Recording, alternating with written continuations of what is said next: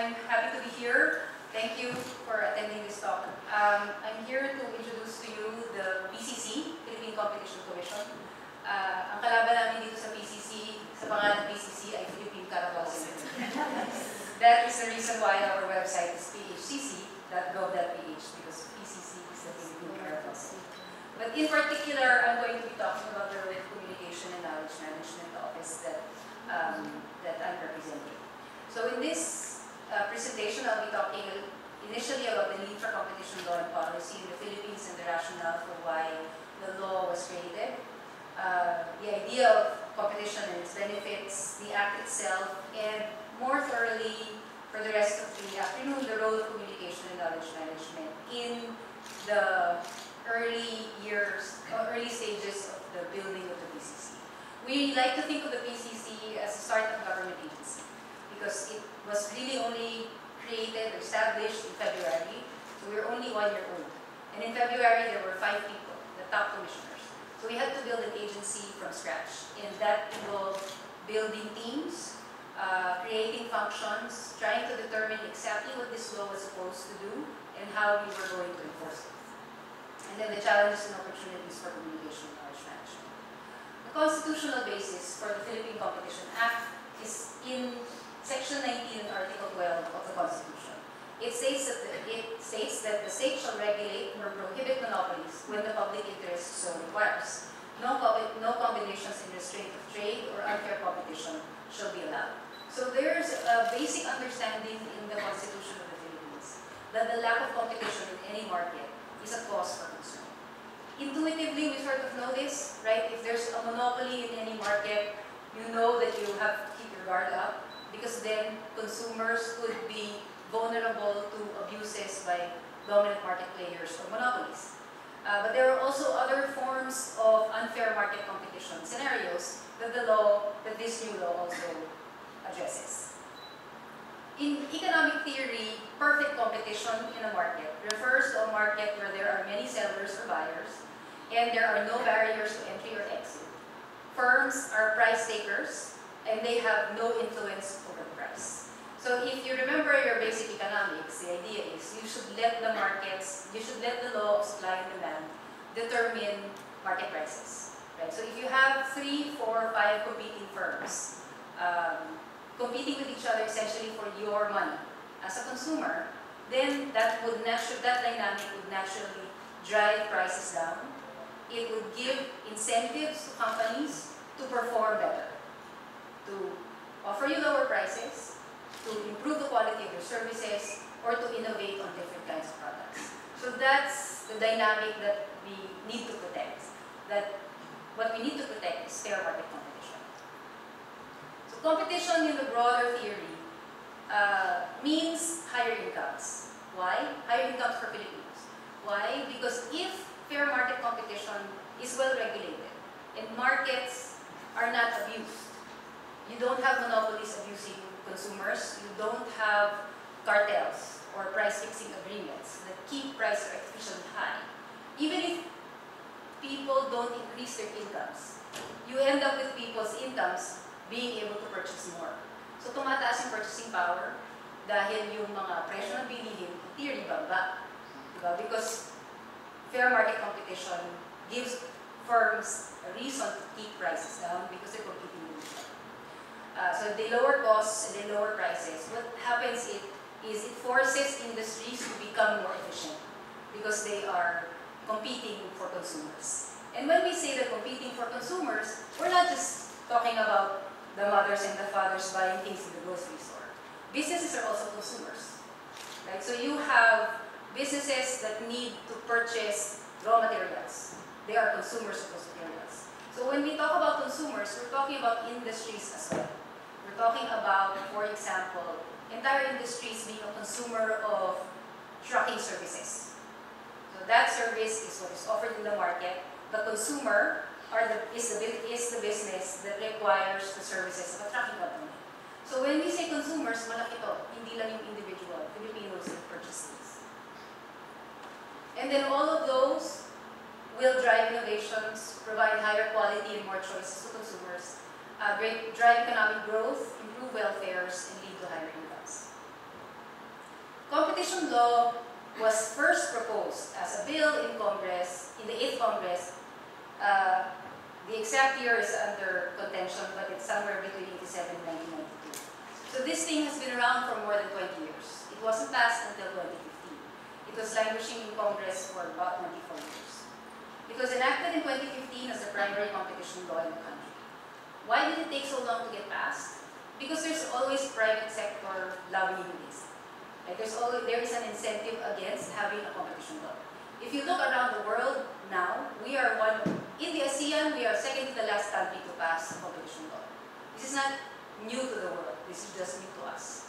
So when businesses hear about competition law, akala nila it's this new fangled thing that only we have, why do we have this new layer of regulation, when in fact, almost all developed economies have effective antitrust laws and antitrust agencies. In the US, ang counterpart namin is called the FTC, Federal Trade Commission. So if you're familiar with cases against, for example, Microsoft, there was a case against Microsoft for antitrust violations. That was a case by the FTC ng abuse of dominance. So Microsoft was requiring, I think the thing was, Microsoft was requiring na pag bumili ka ng laptop computer, Internet Explorer ang mas iDrive. So that kind of bundling means that as a consumer, you have no choice. So I think it was Netscape that brought a complaint against Microsoft. So may mga ganung things na you have actual legal agency like the FTC in the US that regulates for these kinds of things so that we protect consumers by making sure they have choice. So the law was enacted in 2015. The commission was organized in February 2016. So we are now in our first batch of commissioners, and our commissioners is headed by the chairman, Chairman R.C. Barsakan, who was the former head of SEARCA. Competition policies are policies and laws which ensure that competition in the marketplace is not restricted in such a way as to reduce economic welfare. We operate under two pillars. The first is enforcement of antitrust laws, typically involving anti-competitive conduct, abuse of dominance, and merger control. And then there are measures to promote policies and government interventions that do not restrict competition. For example, domestic competition versus foreign competition, or restrictions on foreign ownership of certain kinds of industries here. There are many government regulations that are in fact the reason why competition, there is less competition in the marketplace. So we're not only looking at the conduct of firms, we're also looking at regulations and policies that may lead firms to conduct themselves in a particular way. It's anti-competitive. So the role of the agency is really to protect fair market competition, to make sure that everybody plays by the rules and nobody's cheating essentially. The law provides the PCC primary and original jurisdiction in the enforcement of all competition-related issues across all business sectors. So it applies to all industries and all businesses, big and small. It's enforceable against any person or entity engaged in any trade, industry, and commerce, applicable to international trade as well, that has any direct, substantial, and reasonably foreseeable effects in industry in the Philippines. So broadly, the Competition Act prohibits three main types of conduct. Anti-competitive agreements are things like price fixing, bid rigging, market sharing, output limitations. Ito yung tinatawag na cartels. So pag sinabi natin, I think the cartel that has been in the news often that may be relevant to SEARCA is the garlic and onion cartel na palagi pinag-iinitan ng DA. That's not a case that's currently live in the PCC, but that has been appearing in the news every couple of years. And I think before the PCC was in existence, the DOJ was in fact investigating the existence of cartel. They have ended up lodging cases against importers of garlic and onion. But the idea of cartels is, if you have a set of businesses, let's say in your town, meron kayong 3 panaderia, and the 3 bakeries that offer bread agree na 5 piso yung isang pandesal. Then as a consumer, wala kang choice. Right? So what they did essentially is to agree not to compete. So any agreement where businesses agree not to compete with each other, they have the consumer. Because their interest is to keep their prices high and to keep their profit margins high, maximize their profit. So price fixing or agreeing to set prices or increase prices at the same rate is prohibited under the law. Another, of course, bid rigging, you're familiar with bid rigging. Nag-usap-usap tayo magbibid na ikaw ang mananalo. Diba? Essentially, gano'n. But market sharing is also interesting. So let's say, dito sa Los Baños, mahilig kayo ng mga Los Baños. Let's say, Quezon Puti. Okay? Let's say, yung dalawang pinagbibilhan mo ng Quezon Puti, nag-decide na, okay, sa'yo, ikaw dito sa Bae, lahat dito mga tao sa paligid sa'yo, dyan sila sa'yo bibili. Okay? So, hindi ka pwede magbukas ng tindahan dito sa area ko. Dito sa Los Baños. Okay? Sa Los Baños, dito lang ang pwede magbenta ng Quezon Puti. So, they agree with each other not to open competing stores in the other neighborhood. And so, what happens is, consumers, hindi ka naman dadayo punta sa Bae para bumili ng Quezon Puti kaya mas mura, mas masarap. So, by agreeing to share the market, they've given consumers no choice but to purchase where they physically are close. So, any agreement that restricts competition in the market, essentially what that means is when you agree not to compete, it's against the law. Another one is output limitations. This is how the garlic and onion cartel theoretically works. Is you have a season in the year where mataas ang supply mo of garlic and onion. And then, because the supply is high, prices become low because you have an overstock. So, what they would do is, in theory, what you could do was to warehouse everything, restrict the supply. You agree with all the other people who have a surplus of garlic and onion to restrict the supply and not supply the market para magtaas ang lahat ng presyo. Right? And when the prices are high, that's when you release your goods. So these kinds of market manipulations are really detrimental to consumers because they keep prices artificially high. Another example, so that's anti-competitive agreements. The PCA also prohibits abuses of dominant position. When you have a dominant market position, meaning you're a company that controls a very large share of the market, as far as the law is concerned, meron kang extra responsibility to make sure that you are not restricting competition from smaller players that could be doing very well, offering lower prices, being more innovative or offering better services because of the threat ng competition nila. So one example of this is predatory pricing. Predatory pricing is, one example is, if I'm a big producer of bicycles, and then I control 80% of the market in a town for bicycles. There's another guy selling bicycles. He has really nice bikes. He controls 20% of the market. His bikes are better, it's cheaper, so parang tumalak siya. And what I do to try to squeeze him out is I'll drop my prices low, below cost, at palugi ako for a few months because I can afford it because I'm big. And because I'm big and I can afford to keep doing it, the other guy can't compete with me. He has to drive his prices down. Eventually, that guy will die. Well, not physically die, but the business will die. Right? So, predatory pricing, if you're a dominant player, could lead to the demise of a smaller business that is competing very well. And then because you feel like you want 100% of the market, yun ang ginagawa mo. That's called predatory pricing. So these kinds of abuses of dominant position is under the purview of the PCA. The other one is anti-competitive mergers and acquisitions. Because we know intuitively that monopolies are not good. Some industries, monopolies make sense because it doesn't make sense to have too many companies offering you these things because it's inefficient. But for the most part, monopolies, we know, means that as a consumer, wala tayong choice. Isa lang. Kung isa lang yung nagtitinda ng lechon manok doon sa taon mo, kahit na 500 yung lechon manok na yan, kung gusto mo talaga lechon manok, sa kanya ka bibili. Right? So, what happens with the big industries and businesses is, when you have market concentration, meaning only a handful of firms are playing in this large market, nagiging concern ang mergers and acquisitions. Because if you have, for example, a market of two players, and they decide to merge, then you end up with one player. and that is harmful for consumers. So the PCC also regulates for anti-competitive mergers and acquisitions. The PCC functions and mandates include enforcement. We're here to enforce the law, review mergers and acquisitions, investigate antitrust cases, crack down on cartels, break up monopolies, penalize, and fine error corporations.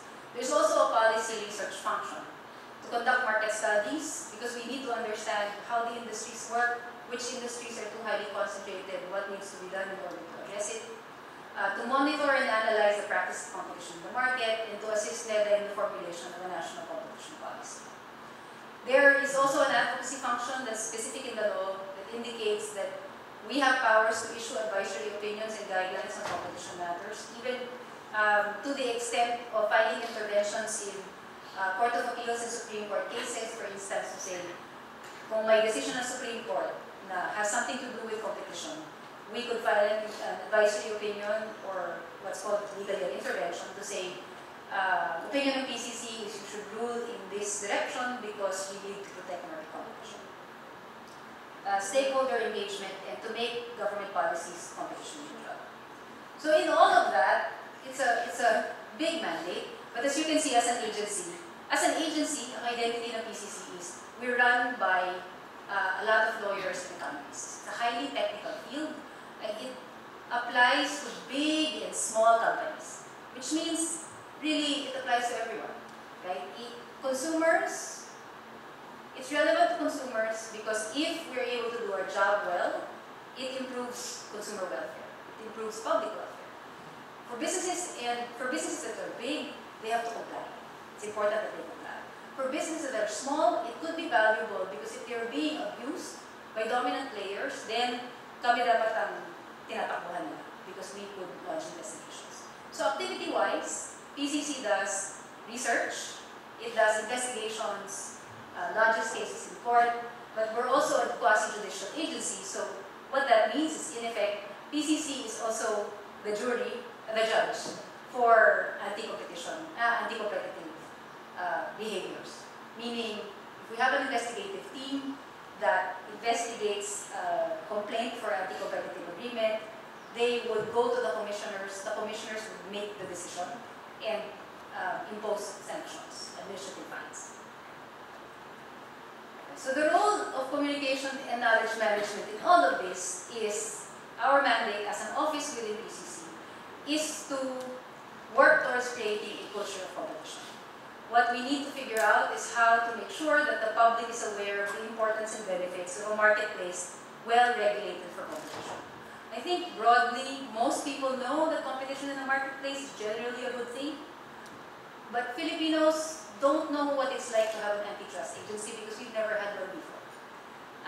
Hindi familiar ang mga tao sa idea of an antitrust agency. Kaya kailangan i-explain sa kanila kung bakit importante and then what they could really do to engage the agency. It's important also to be out there to explain what the PCC does so that businesses can self-regulate. The issue now, I think, when we talk to a lot of businesses is we want to comply with the law, but we have to understand what the law is about, ano ba yung bawal, ano yung hindi bawal. So the first main function for comms and knowledge management is to do advocacy work and publicity work for the PCC to make sure that businesses who are supposed to comply with the law know exactly what they need to do to comply. We also feel it's our responsibility to make sure that the law works to prevent anti-competitive behaviors through a credible, functioning, and visible PCC. Meaning, it's also the job of the communication office to make sure the agency itself has a good reputation. Right? Of course, that's the job of the whole agency. But in particular, if you have an agency that's functioning well, but we don't communicate what we do to the public, then nobody is aware. And if they're not aware, then people who are supposed to be afraid of the agency won't be afraid of the agency. And people who are supposed to go to us to file complaints won't know where to go when they need to file complaints. So the overall communication challenge is to have citizens and businesses know what it's like to have regulation for competition and value the fact that we have an agency that does it now. The new agency needs to be introduced to the public because the benefits are not yet clear to the population at large. Industries don't really know what's allowed and not allowed. They don't really know about the law. And then there's the unique challenge of PCC being quasi-judicial. So in some ways, we're like a court. Ibig sabihin, di ba yung Supreme Court, hindi naman natin sila masyadong narinig. You don't hear Supreme Court justices talk to the press. They don't need to explain their decisions. They write about it, but they don't go out there in media advocating their positions. Because meron silang special responsibility to make sure all the way to the time they issue a decision, they are impartial. So that's an extra challenge for us. The PCC is quasi-judicial. So its commissioners essentially are functioning as judges on cases. We can't be out there all the time talking about what we think about a case because we should not have an opinion about it until the decision is actually filed. And the challenge here is connecting connecting with audiences because we have two layers of technical language that we deal with for the comms people in the room. We have economic technical terms and then legal technical terms. Kasi essentially legal, this is a regulatory body, it's an enforcement agency. So what we do is really based on the law.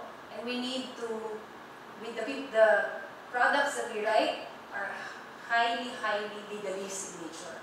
And then market studies are highly economic research in nature. So yung language na yon, hindi yung madaling i-communicate sa mga tao because there's a lot of jargon that people are just not going to be patient enough to sit through. In addition, the PCC's work is sensitive and often can't be discussed with the press. Even though increasingly, we've only been around for a year, but there's a lot of demand from the press for comment from the PCC because sensitive cases are with us. The benefits of competition are also not immediately tangible. There are concepts that are highly complex, that are different, that are difficult to explain. So we rely a lot on knowledge products, we rely a lot on videos, we rely a lot on different kinds of communication methods to try to be able to explain to broader publics exactly why our work is valuable. The long-term communication goal is to have widespread awareness of the PCC and the PCD with a positive reputation as a regulatory agency and thought leader with a high level of integrity, expertise, and independence. We also need to, in the last bullet, to protect, we need protection from public and press glare when it's necessary, specifically when it's case-related, by having proper channels and a considered strategy for comment. So your communication strategy within the PCC is really tricky business because of the cases. There's a lot of demand for information from the PCC and demand for comment and opinion during times when we really shouldn't be commenting because it's too early in a case. One example of this is not a hypothetical example because case-related, I shouldn't be talking about cases, right? If we open an investigation, if we receive a complaint saying that doon sa Baños merong cartel ng Quezon Puti. So we have to investigate. When we decide to investigate, we can't announce to the world that we're investigating the Quezon Puti cartel of Los Baños. Because if we announce it to the world before we complete our investigation, di ba ka magsunod na sila ng ebidensya, baka hindi na kami papasukin sa mga opisina nila. The investigation process itself could take 1 to 2 years. And if it takes 2 years, then we shouldn't be talking about it openly until such time where the people that are being complained about are properly investigated. But at the same time, kung sino man yung nag-lodge ng complaint, paminsan, ginagawa nila, they go to the press and say, look, I lodged this complaint. What is the PCC going to do next? So there's going to be a lot of demand from the agency to comment on these things, and we have to have a very considered strategy for how we do this. Communication should always serve agency objectives. So the goal for our office is to help craft the brand and the public personality or public persona of PCC.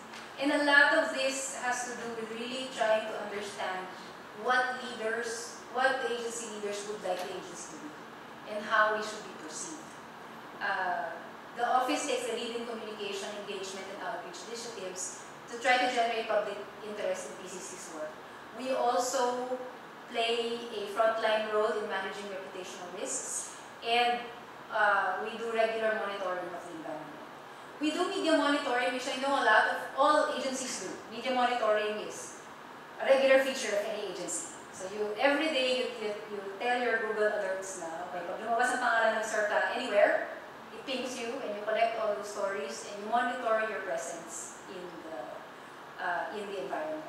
But at the same time, media monitoring helps us figure out if there are cartels out there, kasi pinag-uusapan, halimbawa, in-announce ng DA na, palagi namin mayroong cartel na ganito in this town. Then it alerts, it's a way for the agency to keep track of information that may not arrive here as complaints in PCC, but is alerted to the press. Kasi paminsan yung mga reporter talaga nauna sa agency. They are front lines in a lot of these industries. So for communications, we are plugged into both the casework and the research. The knowledge management unit is in the same office as communication and advocacy unit. And the way that I would like to think about this is communication should really be plugged into the casework and the research work from the beginning through to the end. Kasi paminsan ang nangyayari sa communication, sa end na pagtapos na, pagsulat na yung paper, pag journal article na siya, dadating sa home office at sabihin, gawan mo ka ng brochure. And that kind of process is not really reaping the full benefit of what communication can offer an agency. Because communication people are the ones who are really monitoring the environment and are able to say, in particular in casework, ito, baka pumutok to soon. If we know that there's a complaint filed in this industry, and we know that the person who is complaining is the type of person na nagpapapress release, pagka nag-file sila ng complaint, we would be aware of that historically because reporters tend to know things earlier than when things get filed. So if you keep your ear to the ground on a regular basis, you can actually be of more useful assistance to the agency. So we started out with strategy building, trying to define sub-audiences, sub-audience categories, analysis of audience and stakeholder interest, importance, incentives, relationship with the PCC, and then the relative role in achieving communication goals for each of those audiences, as well as craft initial key messages in tone and channels of reach. That meant for us creating a broad audience matrix for the PCC. What are the audiences that are targets for us? What is their profile? What is the communication objective for them? What are the key messages? And what is the communication plan? And this is long term. So the strategy really looks 5 to 10 years ahead. Ano ba talaga yung gusto namin ma-achieve 5 to 10 years ahead as a communication office? And the categories include press, law practitioners, businesses, SMEs, academics and researchers, etc. So for each one of those, we have a separate general strategy. Even for press, because we're based in Manila, ang dali namin kaming katukin na press. Press strategy, even the press itself is segmented. So for us, because I came from more the political sphere, I'm more used to the political reporters. This PCC is of interest to the business reporters and economic reporters. They're a completely different beat. If you're familiar with the press, we call them beats. So even the press itself is segmented. And we should consider both a proactive and reactive stream for dealing with the press. Because there's outreach to the press, and then there's requests for interviews, meaning may demand from the press for comment on pieces. The press is important because they are our main conduit to the public. And this is true for any agency or any office. We very, very rarely have a direct line to the public. Because the public, members of the public, you and me, we have too many things going on. Diba? Hindi naman natin inaaral isa-isa yung mga agency and what they do. The only way we get to the public's attention is really through the press. So it's important for any communication office, any agency, to have good relationships with press. So we have a body of interest from press, both local and international. Kasi may mga mergers na dumarating sa amin na international scope. So merong interest from international business press.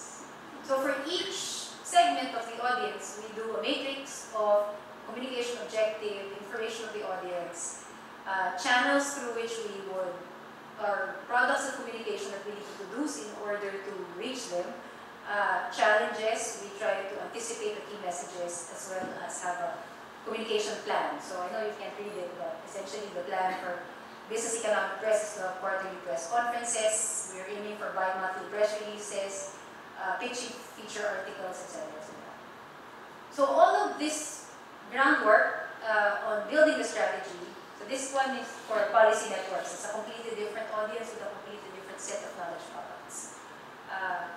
The purpose for all of this groundwork, this sort of strategy thinking, came before we hired anybody into the home office. It was just me. But the nice thing about doing it early is it actually informs the kind of people you want in your team. So that you have the correct mix of people that you need because you already know what you need to produce early and you already know what types of sub-audiences you have. So as a communication knowledge management office, we are starting to come out with publications, digital media. So before we publish anything, yung pinakamadali dyan, libre, Facebook, Twitter, diba? Kasi kailangan talaga, umpisa pa lang. Twitter is very important because the reporters are there. A lot of the times, nobody else is there but the reporters. Twitter, Facebook has wider reach, but the interest of Facebook is very broad in general. And ang mga reporters, nag-uusap yung mga yan sa Twitter. So Twitter is still important even if you look at after post. Wala ka naman masyadong reshare, wala ka naman masyadong ganito, engagement on Twitter. Pero kung may puputok na balita, nandiyan lahat ng reporters. So if you need to reach them, they're watching you through Twitter. So that was important. And for instance, since social media was such an important part of the initial outreach, it was clear from the beginning we needed a digital media strategist. We needed somebody to be full-time just doing our digital media. Facebook, Twitter, website, and the content generation for all those. And then press engagements, organizing events for knowledge sharing. So the plan, and plans are for fools, the plan was this is going to be a phased approach. Phase 1, you build the agency. Take a year, 2 years, you build the agency and the communication strategy. You have your team, everybody's on board and they know what they need to do.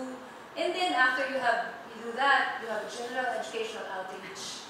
Kasi may oras ka pa, relax lang, pa-press con na general lang talaga. And then phase 3, maybe a couple of years down the line, then you deal with case-related problems, yung mga crisis things. Kasi lumalabas na yung mga kaso mo, then you need to react because there's going to be more demand about information in relation to cases.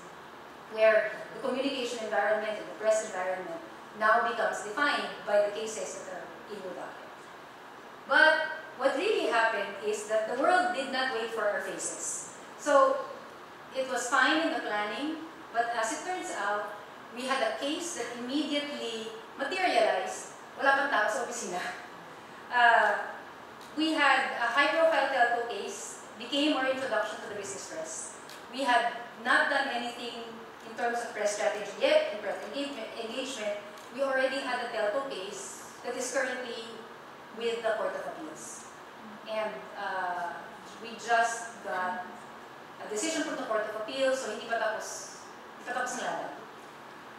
But that also meant that case-related comms and crisis comms and PR now drove a lot of attention of the communication team. Because pag nagkasuhan na, then it becomes immediately interesting to reporters. That meant also for us that yung first touch base namin with the press were telco beat reporters, not business and economic beat general. And that created a completely different environment for us to operate with. Because telco reporters are telco reporters by career. They know all the history, they know the players, they know the duopoly of the market, they have relationships with people. So yung analysis nila is actually much more in-depth than we would get typically from a general business reporter. So all of this happened literally a couple of days after the IRR was passed. So the implementing rules and regulations of the law were promulgated, I think, 4 months after the commission was organized. That meant that we hadn't even gotten off the ground on any of our phase 1 and phase 2 activities, we were already dealing with a case. It wasn't a typical case. It's a case of an industry that is very important to the country. It's your internet speed in your phone. It's your broadband connection on your mobile, on your dongles, on your LTE modem. Yung purchase of the, if you're familiar with it, the acquisition of the 700 MHz spectrum by Globe and PLDT/Smart from San Miguel Corporation. That was a huge deal in the telco sector and continues to be a huge deal. So the comms necessarily became much more about case strategy dahil kakaunti pala yung tao sa pansitan. There's really not a lot of people to pay attention to all of these other parts that we thought we were going to be doing. We were forced to really focus our attention on the case. And in case strategy, the communication should always be in the service of the legal case. It's not true that all publicity is good publicity. Because it's bad publicity if it ends up being bad for the case. It is a win from our perspective. Ang measure namin ng communication in case communication is if we're able to help the legal strategy in any way, the win for us is to win the case. Not to win the interview, but to win the case. Right? So that meant that in the communication office, we had to really plug into the legal strategy. We had to understand, we had to have visibility, because otherwise, we don't know.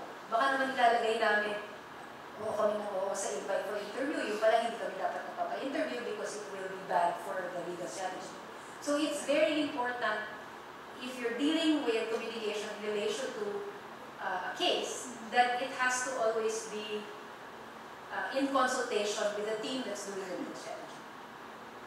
Okay. And the primary audience for communication in case-related is not really the reader of Inquirer, it's the Supreme Court. Because what defines a win for us is a win in the court. Even if we're paused, everything that we should do should be in the service of the court case. And so we found out with some research that really the media play a large role in all of this. And so it means that for PCC, it's very important for us to take complete stock of what kinds of resources we devote to case communication. And it is difficult because it's sort of crisis call in nature.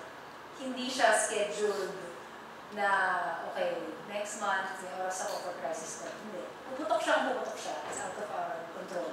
So we have less control over, and then we have to really be paying attention to what the other side is saying and trying to anticipate what people will think if they see that other side's arguments. So it's more that, and legal strategy is a large part of it.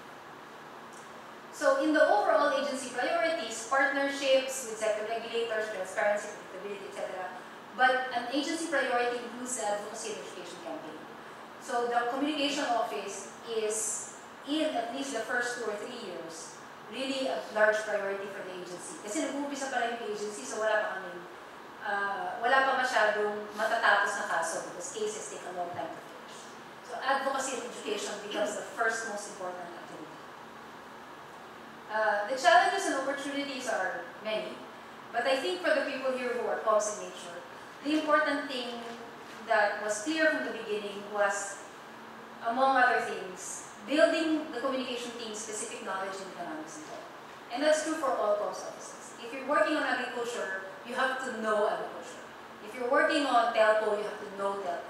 You have to know the industry, you have to know the substance. Because it's very difficult to be an effective communication strategist if you don't understand the substance. And that's something that not everybody comes into the office with, that comes into the office take to heart. And that's important to any communication agency because otherwise, ang mangyayari dun sa comms team nyo, taga-design ng brochure because they don't really understand the substance. So you need, in order for them to earn a seat at the table, at the big table, with the people making decisions, it's important that they have an idea of the substance. So, in my head, because I've studied other communication offices and other government agencies, there's 2 models of communication in an agency or in an office. The first one, that line on the top, is what it is in most agencies, not PCC, but it is in most agencies. Somebody else does the research or does the case, completes the work, and then sends it to the home office and then tells them, please make a poster. Please make a poster, please make a brochure, please make a video, etc. That's naturally how it evolves in a lot of government agencies because the comms office is so separate from all of operations. But in reality, in order to get the best return on investment for your comms, you should be plugged into all of operations, right? So research, casework, legal strategy, whatever it is that's being done in your agency or office, comms, KM, press relations, and advocacy people, as well as capacity building staff, should always be aware of and have good, close working relationships with the people who are doing the operational stuff. Or in some agencies, they call it technical, and then there's support. So it becomes contentious whether communication is support or a technical field. And I would argue it's a technical field. It's its own technical field, its own technical specialty. So in order for that to really be part of operations, the team itself has to advocate for its own place at the table. All communication, so in other agencies, paminsan hiwalay si communication, kung may knowledge management, hiwalay siya, kung may training, hiwalay siya. Sa amin magkakasama. And this has been advantageous because they're together helps us manage the reputational risks. And the reputation management role is easier to fulfill because we are the ones doing the monitoring. We are the ones trying to figure out, okay, kailan tayo kailangan magawa ng statement, kailan natin yung mga media requests, etc. And then content generation and management is when they're together, fully integrated in the workflow and repurposed as often as possible. So that you have people who are making the slide deck for your conference, working with the person doing your Facebook so that that content gets translated immediately to this. And that content translates to some kind of press statement or presentation. So that's what we're trying to build. We're not there yet because we just recently got fully staffed up. But that's the model that we're working with. And these days we found that visuals really drive the writing, and a lot of the times, I learned this from somebody in the World Bank, the visuals will drive the research. Right? So even before you go out there and compute for something, naisip na nila, nagagawa kami ng infographic. Ang gusto naming message sa infographic, ito. So therefore, ang kailangan namin figures, ito. And then yun naghihingin mo doon sa mga statistician. It's not a statistician giving us a bunch of tables. Sa hanap kami na pwede namin gawin. Increasingly now, and with yung mga millennial kabataan na sumasabi sa amin, ang turo talaga sa kanila, and a good school for this is information design and multimedia design by College of St. Benilde. They're really sharp in the way that they do it. Isipin muna natin kung ano yung final product. Ano yung message, ano yung final product, saka natin i-fill in yung blanks. So that way, you're not calculating for 10,000 different things. Sending it to the home office and saying, please make an infographic. Tapos malulunod si home office trying to figure out what exactly you're trying to write. Right? So, having team relationships between your comms people, your design people, and your technical people makes for a better set of communication products. So, the opportunities are that agencies get better ROI and comms and KM when they're functionally treated more as part of ops rather than support. They're incorporated from the start of or on a continuing basis with important agency activities, and given more space for strategic input and freedom to design and execute that. Comm staff should internalize over time that they should learn the substance. It's of critical importance of visibility. Visibility on casework is critically important. And when building a team of communications and knowledge management, staffing up with a diverse skill set where people specialize rather than multitask and work in teams creates better products in the end. Kasi we found that, I think this is typical for government agencies na dahil kakaunti lang ang budget, kakaunti lang ang tao, sabihin nila sa'yo, mag-multitask kayo, dapat yung designer mo, siya na rin yung gumagawa nito, siya na rin yung susulat, siya na rin yung gano'n. But ang nangyayari doon is, what you get is a kind of person who half knows design, half knows writing, and half knows strategy. So instead of doing that, creating specializations within your team means that your design person is a really top-notch design person. Works with a writer who's a really top-notch writer. But they work together. instead of expecting everybody to multitask. So then, because you end up with having a bunch of jack of all trades people, master of none. And so, medyo half-baked. But unfortunately, in government agencies, yun palagi sinasabi ng ibang opisina na dapat lahat kayo nag-multitask. And we learned from talking to people in other antitrust agencies that specializing really, really helps. And finally, I'd just like to introduce, this is my team. So it's a bunch of people from press. We have people from press, people from other government agencies, people who have very specific knowledge management strategy experience, and everybody specializes. Okay? Thank you very much. Happy to take questions.